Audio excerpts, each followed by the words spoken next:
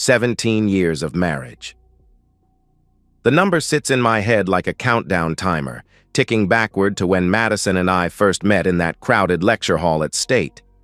She was assertive then, cutting through group discussions with surgical precision, while I took notes in the margins. Driven. That's what I called it. What I fell for. She was the one who suggested we move in together junior year. The one who picked our wedding venue. The one who decided Sarah's middle name and Jake's preschool. I was steady, methodical, the guy who balanced the checkbooks and remembered oil changes. We built a life that way, brick by brick, her vision and my execution. Now I'm stirring spaghetti sauce while Jake argues with his math homework at the kitchen table. Sarah's upstairs, probably texting friends about some drama I'll never understand. Madison's at another conference, always another conference. Professional development, she calls it. 3 weekends a month, sometimes 4. High school guidance counselors apparently need constant retreating, constant workshops on teen psychology and college prep strategies. I handle the logistics, packed lunches for the kids, soccer practice schedules, grocery runs, the machinery of family life. I don't mind, never have. This is what partnership looks like at 43. The front door slams. Sarah's footsteps thunder down the stairs, heavier than usual. She appears in the kitchen doorway, phone clutched in her fist like a weapon. Dad. Her voice cracks with urgency. You need to hear this. She's pale. 15 years old, and she looks like she's seen something that aged her. I set down my wooden spoon, turning to face her fully. What's wrong? She hands me the phone without meeting my eyes. Mom butt dialed me. It's been recording for 40 minutes. I take the phone. The screen shows an active call, Madison's contact photo smiling back at me. I can hear voices in the background, distant, muffled, but clear enough. Madison's laugh.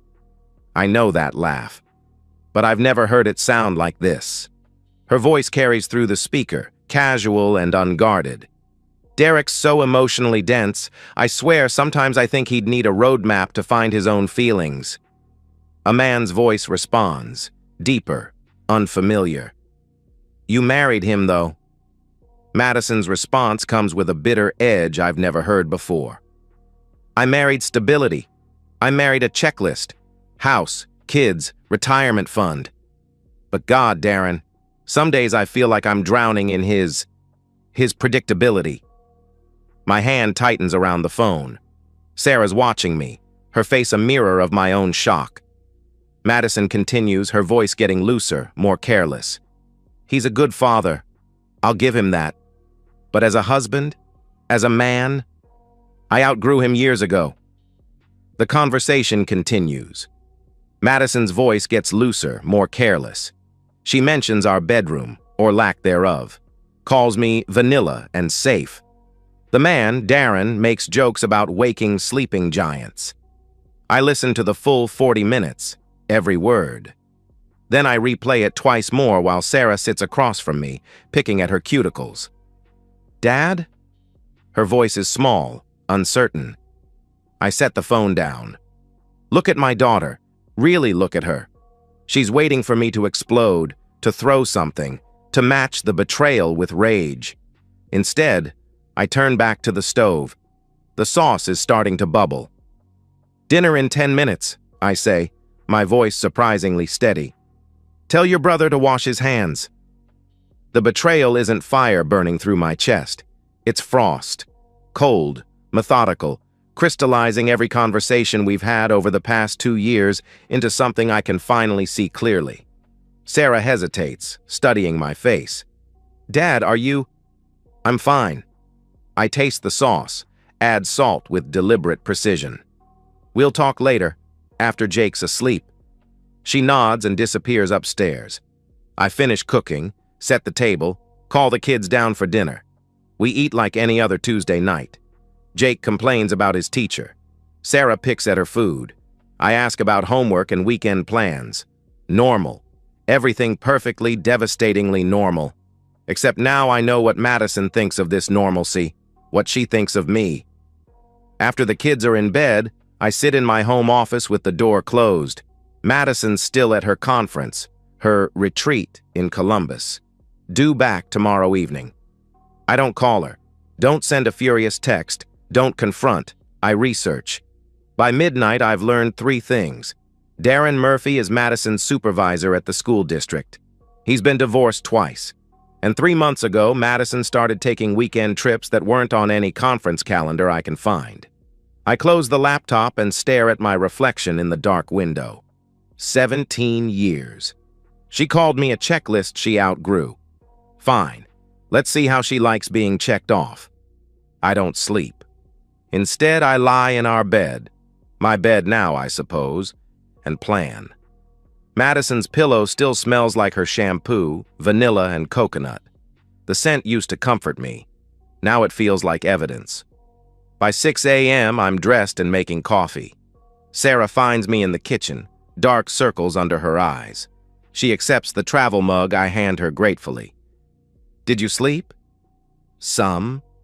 I study her face, seeing the same exhaustion I feel. Sarah, what I heard last night, it was horrible. She takes a sip of coffee, her hands shaking slightly.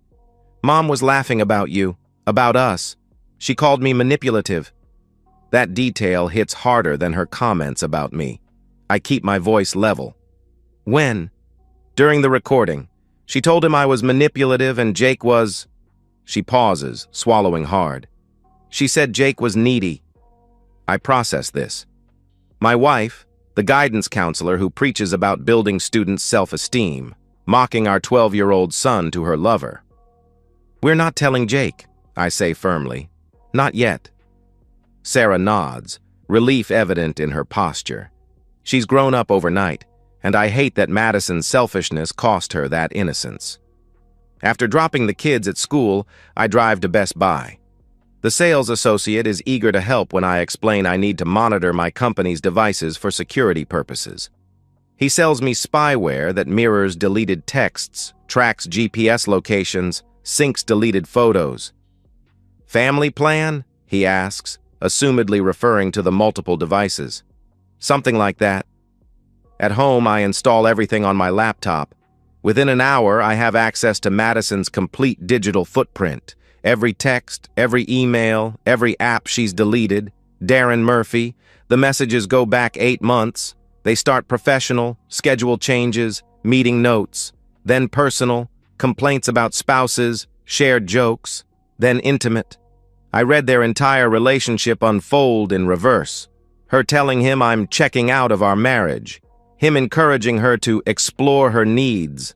Discussion of hotel rooms and weekend getaways. The worst part isn't the sex, though those messages make my stomach turn. It's the casual cruelty. Madison describing my dad jokes as embarrassing. My careful financial planning as controlling. My steady presence as suffocating. She's rewritten our entire marriage as a prison sentence. I screenshot everything, create folders, build a timeline. Then I buy a second phone and install a GPS tracker in Madison's car. Not in the engine, too obvious. Inside the headrest, small enough to be invisible. When Madison comes home that evening, I'm making dinner. She kisses my cheek like she has 1,000 times before. How was the conference? I ask, not looking up from the stove. Boring. Same old presentations about college prep anxiety. She sets her overnight bag by the stairs with a tired sigh. Kids okay? Fine. Sarah had a math test. Jake's science project is due Friday. We talk about schedules and grocery lists. Normal married conversation. She doesn't suspect anything, but I'm recording it all now. Every conversation, every lie, every casual dismissal of the life we built together. 3 days later, the car tracker pays off. Madison tells me she's going to a faculty meeting that runs late. Instead, she drives to the Marriott downtown, stays for 3 hours. I'm parked across the street when she emerges with Darren Murphy. He's taller than I expected, graying at the temples, expensive suit. They don't kiss goodbye, too public, but his hand lingers on her lower back. I photograph everything. That night, Madison complains about the long meeting. Says the principal is micromanaging the counseling department. She's convincing, animated, full of specific details about budget discussions and policy changes. She's a gifted liar. I nod and ask follow-up questions, playing the supportive husband while mentally cataloging each deception. "You seem tired," she says, studying my face with what might be genuine concern. "Everything okay?" "Just work stress. You know how it is." She accepts this and goes to bed early. I stay up until 2 a.m., organizing evidence. Text screenshots, GPS logs, hotel receipts charged to her personal credit card.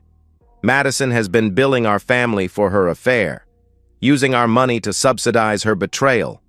I should be furious, should be throwing furniture and demanding explanations. Instead, I'm calculating, planning, building a case. Sarah finds me in the office the next morning. "Dad, you look terrible." I close the laptop quickly. "I'm fine." "No, you're not."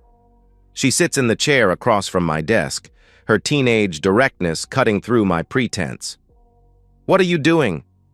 I study my daughter's face, so much like Madison's, but with an honesty Madison lost years ago. "Protecting our family." From Mom? From the consequences of her choices. Sarah processes this, her intelligence evident in the way she connects the dots. She's smart, my daughter. Smarter than I was at her age. "Are you getting divorced?" The question hangs between us. I could lie, could pretend everything's fine until I'm ready to act. But Sarah deserves better than Madison's version of truth. "Probably," I say. "But that's not your fault. Or Jake's. This is about choices your mother made." She nods, tears starting. "I heard her tell Darren that we don't understand her, that we're holding her back from becoming who she's supposed to be." I want to comfort her. Want to tell her that Madison didn't mean it, that people say things they don't mean when they're confused. But I'm done lying to protect Madison's image. Sometimes adults convince themselves that their problems are everyone else's fault. I say gently. Your mother has forgotten that family isn't something you grow out of. It's something you choose every day. She stopped choosing us. Sarah's voice is flat with realization. Yes, she did. Sarah wipes her eyes with the back of her hand. What happens now? I stand up, close the laptop with finality. Now we choose ourselves. The law office smells like leather and old coffee. Richard Brennan, divorce attorney, spreads my evidence across his conference table like a crime scene investigator. Screenshots, financial records, GPS logs, audio files. This is comprehensive, he says, adjusting his glasses with obvious approval. How long have you been documenting? 6 weeks. And you haven't confronted your wife? Not yet. He leans back in his chair, studying me with professional interest. Most people would have exploded by now, thrown the cheating spouse out, demanded explanations. You've been methodical. I want custody of my children, full custody. That's ambitious in Ohio. Courts prefer joint arrangements. I slide another folder across the table. Then look at this. Sarah's journal entries, photocopied with her permission. Page after page of a teenager processing her mother's emotional abandonment. Madison missing school events, canceling mother-daughter plans, being too busy for conversations about boys and friendships. Your daughter gave you these? Brennan asks, genuine surprise in his voice. She wants to testify. Brennan raises an eyebrow. That's unusual. Most kids avoid choosing sides. Madison made the choice for her. Sarah heard her mother mock both of us to her lover, heard her call Sarah manipulative and Jake needy. Jesus. He flips through more pages, his expression growing darker. The affair is one thing, but this level of parental alienation, there's more. I show him Madison's work schedule, cross-referenced with her hotel stays. She's been using school conference funds for personal travel, claiming professional development while meeting Darren at expensive hotels. Financial fraud? Brennan's voice sharpens with interest. Misuse of public funds. She's a guidance counselor funded by taxpayers. I've documented at least 12 instances where she claimed to attend conferences that either didn't exist or she never registered for. Brennan whistles low. You could report this to the school board. I'm going to. That'll destroy her career. I meet his eyes steadily. She destroyed our family, and she did it with taxpayer money while neglecting the children she's supposed to be guiding through their academic futures. He nods slowly, respect evident in his expression. You're not just divorcing her. You're dismantling her entire life.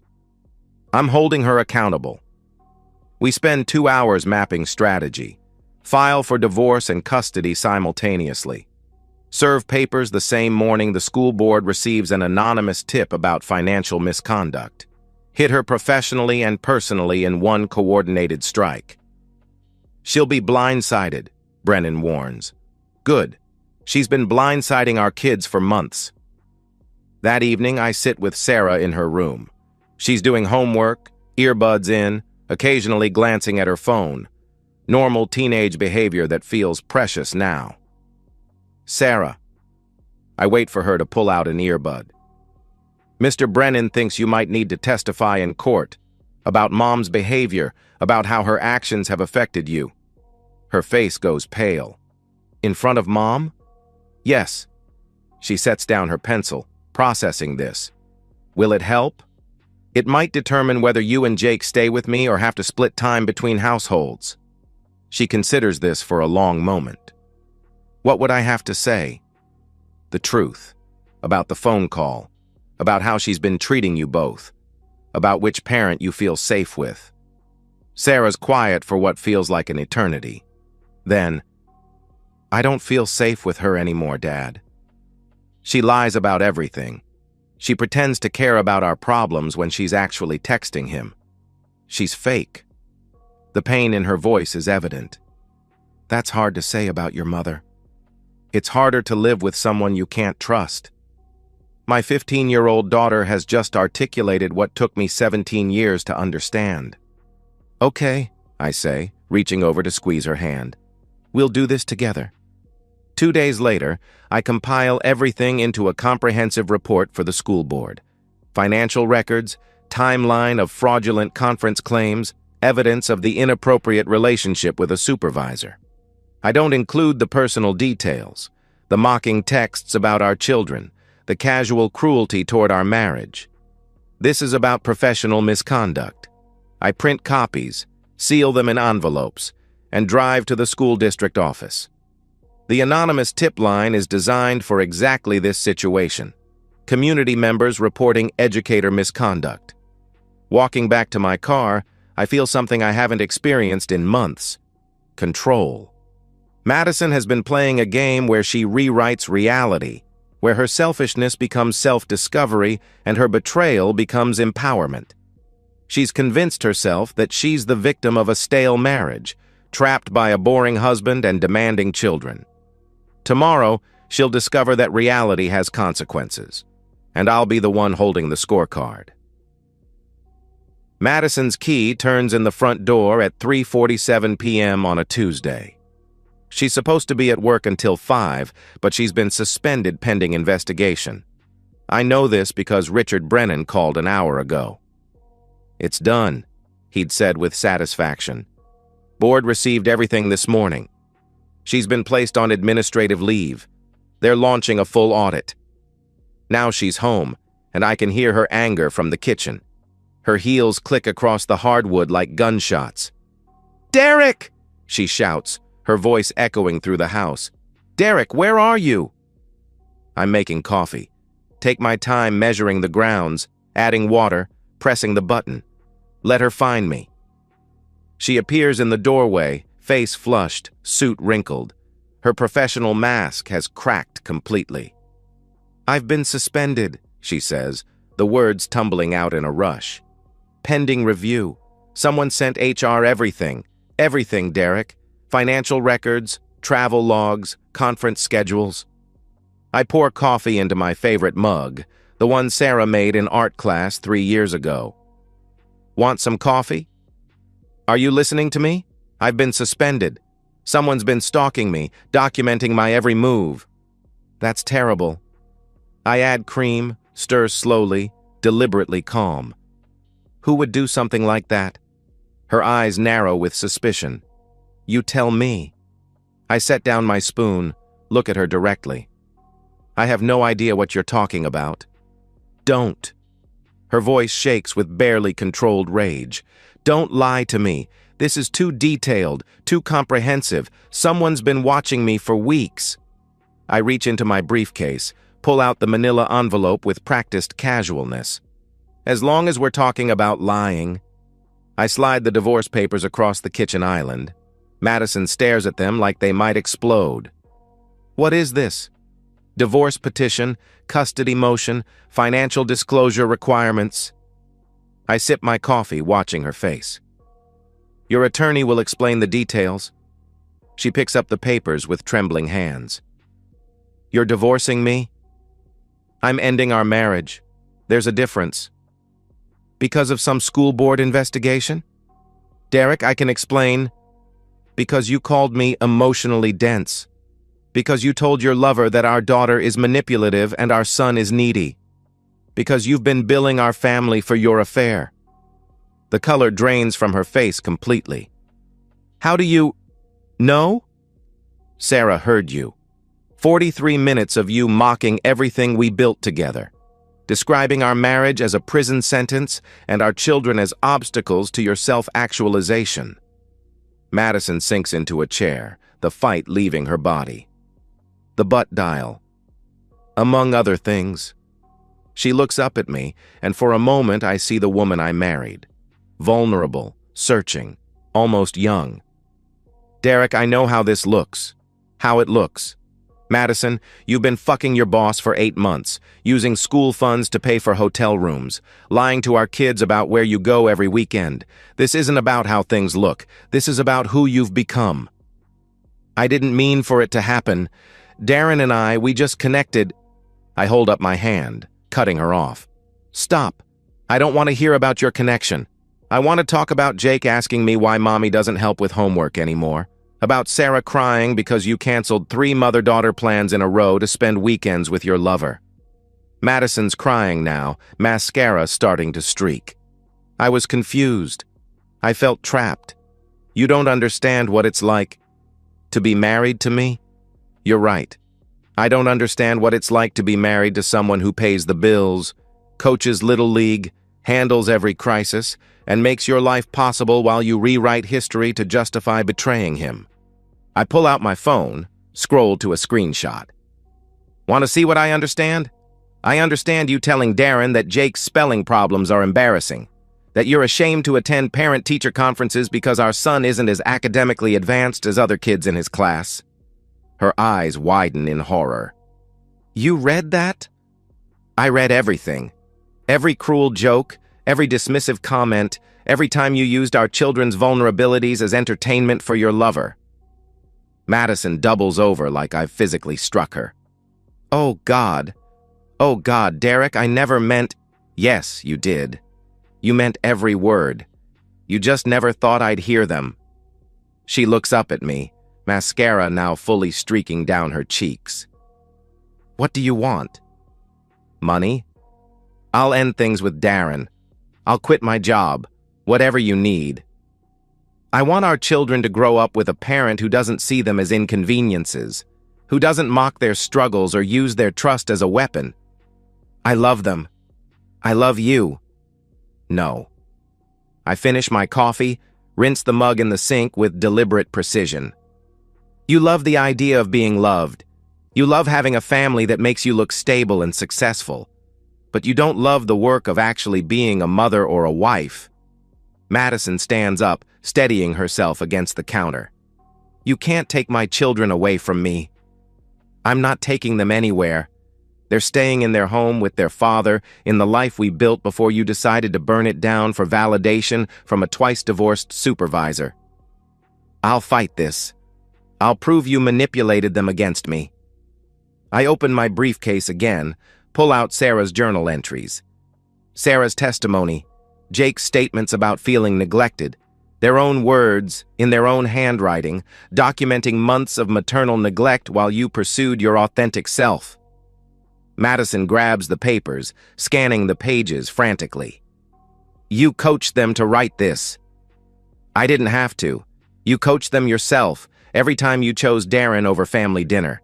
Every time you were too busy texting him to help with homework. Every time you lied about where you were going. She crumples the papers, throws them at me with desperate anger.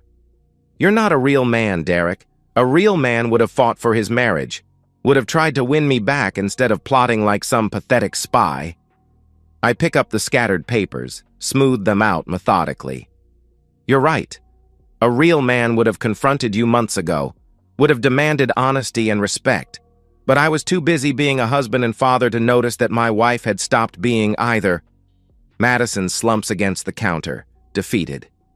Darren makes me feel seen, feel alive, feel like more than just a mother and wife.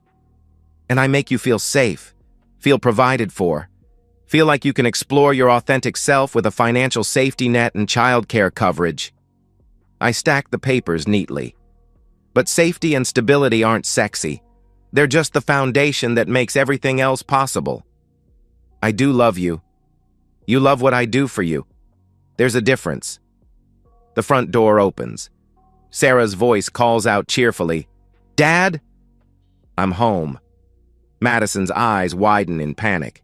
The kids know everything. Sarah's known for weeks.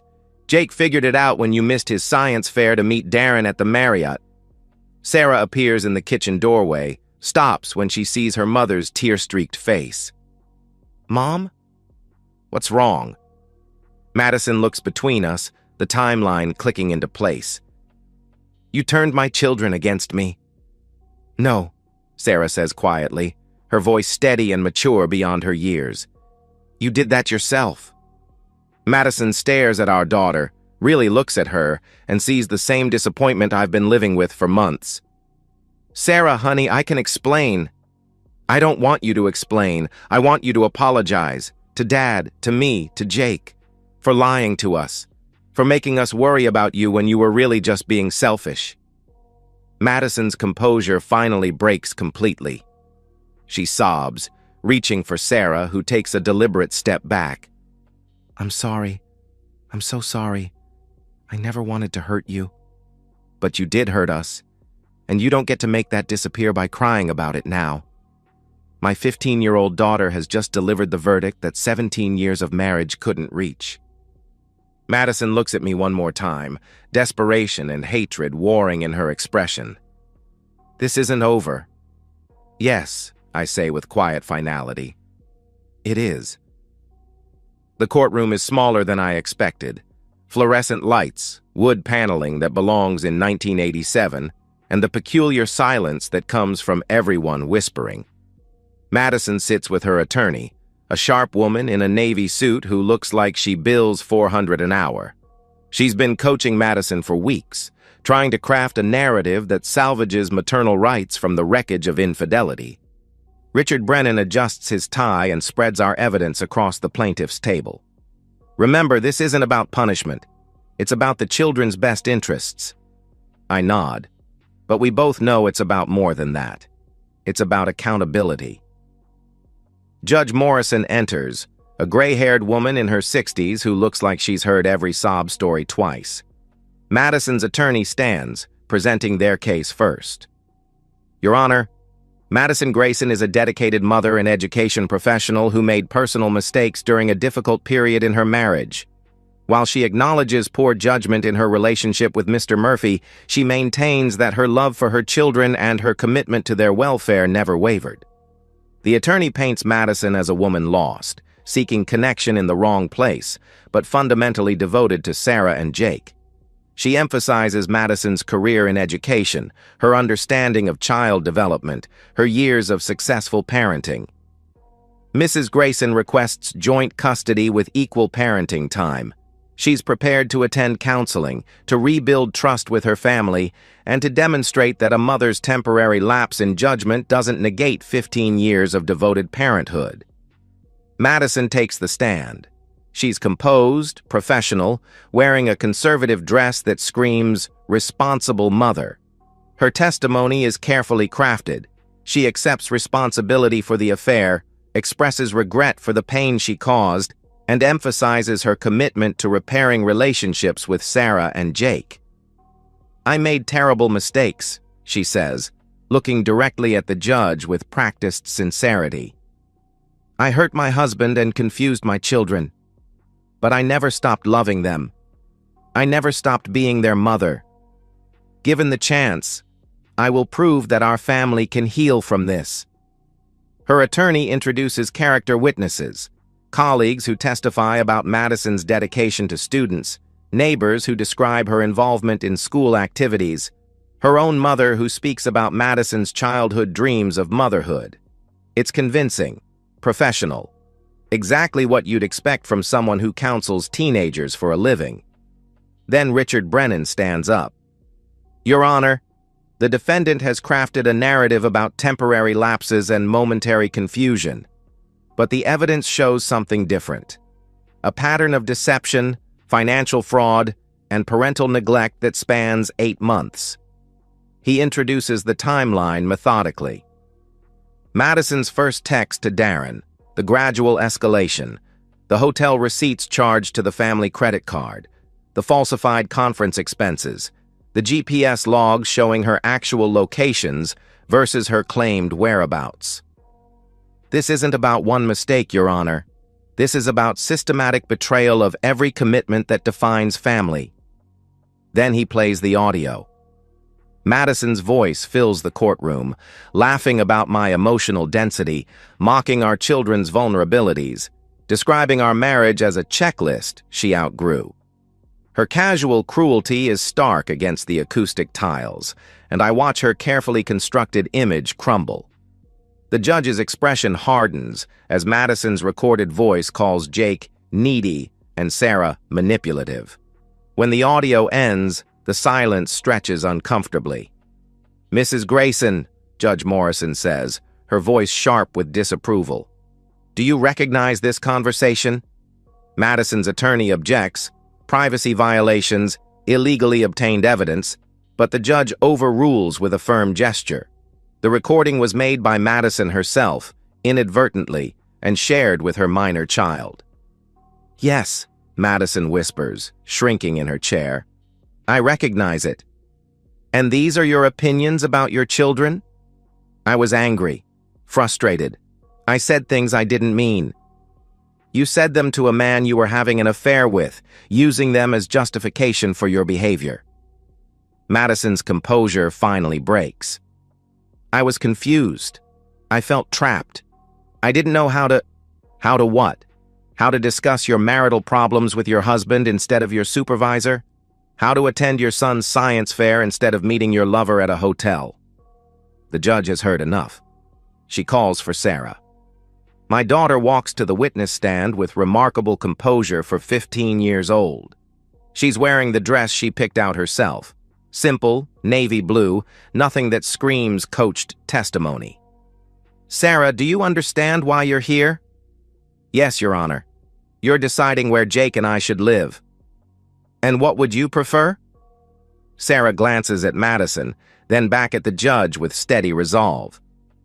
"I want to live with my dad." "Can you tell me why?" Sarah's voice is steady, clear. "Because I trust him. Because he's been taking care of us while Mom was busy with other things. Because he doesn't lie to us about where he's going or what he's doing." "How do you feel about your mother?" "I love her, but I don't feel safe with her anymore." "What do you mean by safe?" Sarah considers this carefully, her maturity evident. "I mean, I can't trust what she tells me. She lies about little things and big things. She pretends to care about our problems while she's texting someone else. She makes promises she doesn't keep." Madison's attorney objects, but Sarah continues without missing a beat. "I heard her making fun of Dad and Jake to her boyfriend. She called Jake needy because he has trouble with spelling. She called me manipulative because I asked her to come to my school play." The judge leans forward with obvious interest. "How did that make you feel?" like she sees us as problems to manage instead of kids to love. It's devastating testimony, delivered without drama or manipulation. Just a teenager explaining why she no longer trusts her mother. Jake follows. He's younger, more nervous, but equally clear. "I want to stay with Dad," he says, his voice small but determined. "Mom's always on her phone now. She forgets things. She promised to help with my science project, but then said she was too busy." "Do you love your mother?" "Yes, but she's different now. Like she's pretending to be our mom instead of actually being our mom." Out of the mouths of babes. Madison's attorney tries to rehabilitate their case, emphasizing the importance of mother-child relationships, the potential for healing, the dangers of alienating children from a parent. But the evidence is overwhelming. When Judge Morrison delivers her ruling, her voice is firm and final. The court finds that Mr. Derek Grayson has demonstrated superior fitness for primary custody. The evidence shows a pattern of deception, financial irresponsibility, and parental neglect on the part of Mrs. Madison Grayson that undermines her credibility as a custodial parent. Mr. Grayson is awarded full legal and physical custody of both minor children. Mrs. Grayson is granted supervised visitation every other weekend, with the possibility of expanded access contingent upon completion of counseling and demonstration of consistent, truthful communication with the children. Madison collapses. Actually collapses, sobbing into her hands while her attorney pats her shoulder ineffectively. "I feel no satisfaction, no victory, just the quiet relief of knowing my children won't be shuttled between households, won't have to navigate the cognitive dissonance of a mother who loves them but treats them as obstacles." Outside the courthouse, Sarah takes my hand. "Dad, are you okay?" I squeeze her fingers gently. "I'm okay. Are you?" She considers this with the thoughtfulness that's become her trademark. "I feel bad for Mom, but I'm glad we're staying together." Jake nods eagerly. "Can we get ice cream?" And that's it. The end of 17 years of marriage, reduced to a 12-year-old's request for ice cream. "Yeah," I say, pulling both kids closer. "We can get ice cream." 1 year later, I'm making dinner when Madison's name appears on my phone. Not a call. She's not allowed to contact me directly, but a notification that she's texted Sarah again. Sarah glances at her phone, makes a face, and sets it aside without responding. "What did she say?" I ask, stirring the pasta. "Same thing she always says. She loves me, she misses me, she's getting better." Sarah shrugs with practiced indifference. "She wants to meet for coffee to talk about healing our relationship." Madison sends these messages every weekend like clockwork. Carefully crafted appeals that sound like they were written by her therapist. Lots of language about accountability and growth and rebuilding trust. Sarah reads them, sometimes shows them to Jake, but rarely responds. "Do you want to see her?" Sarah considers this while setting the table with methodical precision. "Sometimes, like when something good happens at school and I want to tell her. But then I remember that she's just going to pretend to listen while checking her phone. She might have changed. Maybe, but I'm not ready to find out." Jake appears in the kitchen, backpack slung over his shoulder. "Dad, can you help me with my English essay? It's about someone who influenced your life." I turn from the stove, curiosity piqued. "Who are you writing about?" "You." Something in my chest loosens. "Yeah, I can help with that." We eat dinner around the kitchen table, the same routine we've maintained for the past year. Sarah talks about her part-time job at the local bookstore. Jake describes his science teacher's latest experiment. Normal conversation, but it feels precious now. Intentional. After dinner, Jake spreads his homework across the table. His essay is titled, "My Dad, the Man Who Kept Everything Together." He looks up at me uncertainly. Is that too cheesy? It's honest. That's what matters. I help him organize his thoughts, structure his paragraphs. He writes about reliability, about showing up, about the difference between being physically present and being emotionally available. 13-year-old insights that cut straight to the heart of what went wrong with Madison. Later, after Jake's in bed, Sarah finds me in the living room reading. "Dad? I need to change my emergency contact at school." I look up from my book, already knowing the answer. "From Mom to me?" "Yeah. Is that okay?" "Of course. Any particular reason?" Sarah sits on the couch, pulls her knees to her chest in a protective gesture. "What if something happens and they call her? What if she's busy or doesn't answer or—" She trails off. I set my book aside, giving her my full attention. "Or what? Or what if she just doesn't come?" The fear in her voice breaks my heart. 15 years old, and she's already learned not to count on the person who should be most reliable.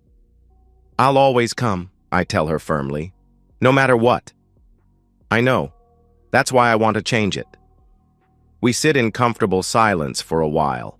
Sarah scrolls through her phone, occasionally showing me funny videos or pictures from friends. This is what contentment looks like. Not dramatic declarations of happiness, just quiet moments of connection. "Dad, do you ever think about dating again?" The question catches me off guard. "Sometimes. Why?" "Just wondering if you get lonely." I consider this honestly. I get lonely for partnership, for having another adult to share things with, but I don't get lonely for what I had with your mother. What's the difference? Partnership is about building something together. What your mother and I had toward the end was about managing problems she created. Sarah nods like this makes perfect sense. "Mrs. Chen at the bookstore says you're a catch." I laugh despite myself. Mrs. Chen is 73 and thinks every man who can balance a checkbook is marriage material. "She's not wrong." Sarah grins mischievously. "You do make a good pancake breakfast." High praise from a teenager. "I'm serious, Dad. You deserve someone who appreciates what you do, someone who doesn't take it for granted." Her words hit deeper than she probably intends. This is what Madison never understood. That appreciation isn't just politeness, it's the foundation of partnership. You can't build a life with someone who sees your contributions as obligations rather than gifts. "Maybe someday," I tell her honestly. "Right now, I'm focused on making sure you and Jake feel secure." "We do." She stretches, starts gathering her things. "We feel more secure now than we did before." After Sarah goes upstairs, I sit alone in the quiet house. Madison's latest text is still on my phone, a screenshot Sarah shared earlier. The same therapeutic language about healing and growth, but underneath it, the same self-focus that destroyed our marriage. "I'm working on myself, becoming the mother you deserve. I hope you can find it in your heart to give me another chance to show you how much I love you." Everything's still about what Madison wants, what Madison needs, what Madison hopes for. No acknowledgement of what Sarah might need. No recognition that healing requires consistency, not just good intentions. I delete the screenshot and check the locks on the front door. Tomorrow I'll drive Jake to his friend's birthday party and pick up Sarah from work. We'll probably order pizza and watch a movie, some comedy that makes Jake laugh until he snorts. Normal Saturday night activities that would have bored Madison but feel like victory to me. I never poisoned the kids against their mother. I simply stopped protecting her from the consequences of her choices. Children are remarkably good at recognizing authenticity.